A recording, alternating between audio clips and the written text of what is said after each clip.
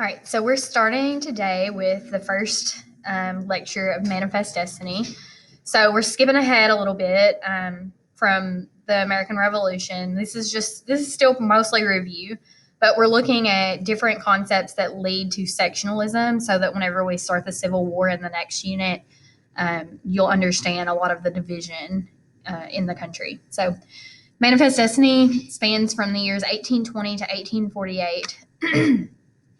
Here's your timeline that you should have copied with your vocab and timeline from the assignment yesterday. We're going to start with the Louisiana Purchase. The Louisiana Purchase takes place in 1803. Long story short, the United States had expanded all the way to the Mississippi River as a result of the Treaty of Paris, because that's a treaty that officially recognized the United States as their own separate entity from Great Britain. So there were a lot of reasons for why the Louisiana Territory had to be sold in 1803. Long story short, there was a slave revolt in Haiti. There was impending war with Great Britain and probable naval blockade. And there were also financial difficulties during the European conquest. So this new territory, it was a quick way for Napoleon Bonaparte to be able to make some money to help pay for all these wars that were going on. So here we have a little political cartoon. I forgot about this being in here. So it's just a little storyboard that goes through kind of the purchase of the Louisiana Territory. Basically, a lot of people didn't really think that Thomas Jefferson had the power to actually purchase a piece of land that size. It wasn't in the Constitution that he could purchase it, but it wasn't in the Constitution that he couldn't purchase it either. And so for that, a lot of people feared the purchase of that land because they believed that their power would decrease with the addition of new states. They also thought that the president's power would be too strong. If he had that authority, it would be kind of set the precedent for future presidents on how much power that they could have. And you remember, like, having a strong federal government was kind of like scary for a lot of the colonists after they gained their independence from Great Britain. Jefferson ends up buying the land anyways. He spent $15 million on 828,000 square miles of land. So it's known as the largest purchase in land, in history. I think it ended up being about 3 cents a square mile. So very cheap, very cheap. Arkansas is also a part of that territory. Yay. So here's your Louisiana Purchase territory outlined here in the purple. We're going to be looking at a lot of territories as we expand. We're literally growing as a country from one coast over here all the way to the West Coast during this chapter. So the importance of this particular agreement was that it was the first major expansion the United States had since they won their independence from Great Britain. Like I said, it was less than 3 cents an acre, not square mile. Sorry, I said that wrong. It's the largest land purchase in the history of the U.S., totaling 828,000 miles. That included Arkansas, Colorado, Iowa, Kansas, Minnesota, Missouri, Montana, Nebraska, New Mexico, North Dakota, Oklahoma, South Dakota, Texas, and Wyoming. The land purchase totals 23% of the current United States. At the time, that more than doubled the size of the United States, and it gave the U.S. control over the Mississippi River, and we also got the access to the port of New Orleans. So a couple of the main reasons that we really wanted this territory was to have control of the Mississippi River and control over that port, because whenever you have control over those waterways, you're more powerful. You're able to import and export more goods. You can make more money. It's all good. So now we move on to Lewis and Clark. So if you've heard of the Lewis and Clark expeditions, you know that Lewis and Clark were commissioned to actually travel across the new territory that had been purchased to kind of to see what was out there, see if there were any waterways, to see what all goods were there, what wildlife was out there, what plant life was out there, and so on and so forth. So Jefferson was anxious to explore this territory after the purchase, and he chose William Clark to lead this exploration. Clark chose Lewis to go with him as commander, along with their Corps of Discovery.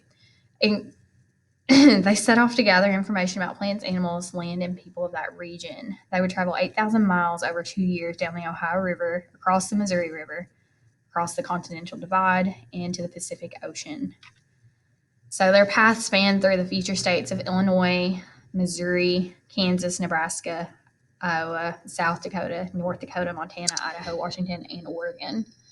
So the journey itself included a total of 21 soldiers, 18 rivermen, an interpreter, Clark's slave, and a Newfoundland dog. Newfoundland, I think is how you actually say it, dog made up the Corps of the Discovery. About half these people were to go back early to deliver important information about the expedition to Jefferson so that Jefferson knew what was going on. Sacagawea was hired as an interpreter for the Shoshone language. She was a sign of peaceful intentions to Indian nations, and she was the only woman on the expedition to go west. She was also pregnant whenever she began the expedition. So it was a pretty hard trip for her. I mean, she's literally traveling through mountains, but she was very helpful. She helped them find edible plants. She helped them find horses so they could go through the Rocky Mountains and so on and so forth. Lewis and Clark are credited with giving Euro-Americans the first descriptions of many plants, animals, birds, rivers, and a description of the Rocky Mountains. Animals that they saw were grizzly bears, bison, prairie dogs, bighorn sheep. They had pronghorn antelope, magpies, nutcracker, and woodpecker. Plants were bitterroot, the camas, the wapiti. They also gave descriptions of Indian nations that they encountered, as well as their way of life, their beliefs, and some of their languages. So their exploration is really important because it sets the stage for settlement in the West, and it's the first window into the plants, animals, and lands of the West. It was an expedition. It wasn't a conquest. It was just out to find information.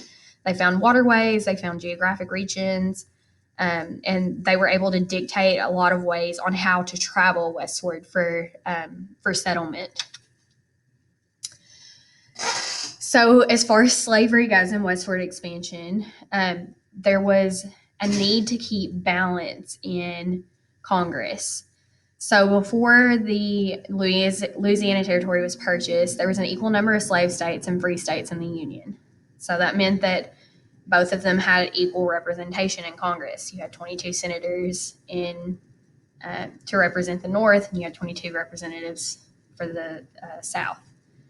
So whenever the Missouri applied to be a state, that created a problem because a lot of people were, concerned whether or not they were going to enter as a slave state or a free state. And if Missouri entered as one or the other, that was going to upset the balance in Congress. So prior to Missouri's application for admission, the Mason-Dixon line was a guide that was used to determine boundaries for slavery. The new Western Territory didn't have a clear line, and so as a result, you have a lot of fuss about who's going to be a slave state and who's going to be a free state. Maine had also applied for admission to the Union, and so since they applied around the same time, Henry Clay proposed a Missouri Compromise and said if Missouri wants to join as a slave state, then Maine could enter as a free state, and that would keep the balance in Congress. So that worked out for that time. They knew that was a temporary fix, or they should have known that was a temporary fix, but it worked for then. It was a compromise. It was just a Band-Aid, putting a Band-Aid on to keep everybody happy. So if you see here, this is your Missouri Compromise line, your kind of like your Mason-Dixon line, I guess. So here you have all your slave states that have kind of been determined previous or prior to the Louisiana Territory. So this particular line was actually kind of your divider between the slave states and the free states and territories. When Missouri becomes a state in 1821, then you're upsetting that balance. You have slave state next to free state. You don't have, this was kind of north, this northern territory here. So these free states are kind of getting a little upset. And because they've drawn this line here, people are kind of thinking, well, if they draw this line across this new territory, then all this new territory is about to be slave, or is it going to be slave, or is it going to be free? It's open. And so a lot of people are wondering what's about to happen. So while the fix is temporary and it kept peace for about 30 years, 6 new states would join the Union, but an equal number of slave states and free states remained unequal. But the number of slave states and free states remained equal. The Missouri Compromise established the precedent for the next states admitted to the Union. Basically, if a southern state or a slave state wanted to join the Union, then it had to have a sister state or a free state join with it to keep balance. So the North and the South saw it differently. Many in the North saw it as encouraging slavery. In the South, they saw it as allowing Congress to basically disrupt state sovereignty and say that, it's not really up to the states to decide, because you're not basing it off of what the state wants. You're basing it on solely the number of states that have representatives in Congress. So when we start looking at these states that have joined in our disputed territories, our unorganized territories, as of 1845, you start to see a lot of this, a lot of the balance here is unknown. You have no idea what exactly is going to happen. Some people propose just continuing this line. If you just continue this line across, that's fine, but that's going to obviously, really upset the balance of slavery, because there's not very much territory south of that line.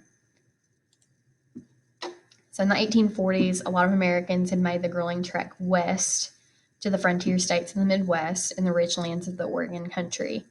Some of them started heading toward, west for religious reasons. Maybe they wanted to, take their religion out somewhere else. They didn't want to be persecuted for their beliefs. Others were lured by the chance to own their own farms.